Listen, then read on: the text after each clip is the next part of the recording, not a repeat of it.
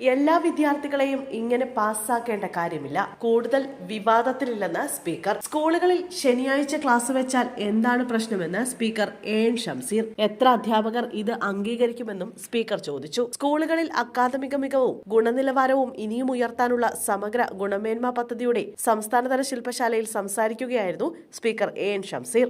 എല്ലാ വിദ്യാർത്ഥികളെയും ഇങ്ങനെ പാസ്സാക്കേണ്ട കാര്യമില്ല. അക്ഷരപരിചയവും അക്കപരിചയവും ഉള്ളവരെ മാത്രമേ ജയിപ്പിക്കേണ്ടതുള്ളൂ. 10ാം ക്ലാസ്സിൽ എല്ലാ വിഷയത്തിലും A+ കൊടുക്കുന്നുവെന്നും +1 അഡ്മിഷൻ കിട്ടാത്തപ്പോൾ വിദ്യാർത്ഥികൾ പരാതിയുമായി വരുന്നുവെന്നും സ്പീക്കർ പറഞ്ഞു. മത്സര പരീക്ഷകളിൽ നമ്മുടെ കുട്ടികളുടെ സ്ഥിതി എന്തെന്ന് പരിശോധിക്കണമെന്ന് ആവശ്യപ്പെട്ട സ്പീക്കർ ഗുണമേന്മയുള്ള വിദ്യാഭ്യാസമാണ് വേണ്ടതെന്നും അഭിപ്രായപ്പെട്ടു. അധ്യാപകർ സ്വന്തം ദൗത്യം പൂർത്തീകരിക്കുന്നുണ്ടോ എന്ന് സ്വയം പരിശോധിക്കണമെന്നും കൂടുതൽ വിവാദത്തിലില്ലെന്നും സ്പീക്കർ പറഞ്ഞു. അധ്യാപകർ ഉത്തരക്കടലാസുകൾ നോക്കണമെന്ന് ചടങ്ങിൽ സംസാരിച്ച വിദ്യാഭ്യാസ വകുപ്പ് മന്ത്രി വി ശിവൻകുട്ടിയും അഭിപ്രായപ്പെട്ടു. 1 മുതൽ 9 വരെയുള്ള ക്ലാസുകളിലെ ഉത്തരക്കടലാസുകൾ വിലയിരുത്തി വീട്ടിലേക്ക് കൊടുത്തുവിടണമെന്ന് ശിവൻകുട്ടി പറഞ്ഞു. ഉത്തരക്കടലാസുകൾ മറച്ചു നോക്കാത്ത അധ്യാപകർ ഉണ്ടെന്നും അദ്ദേഹം കുറ്റപ്പെടുത്തി.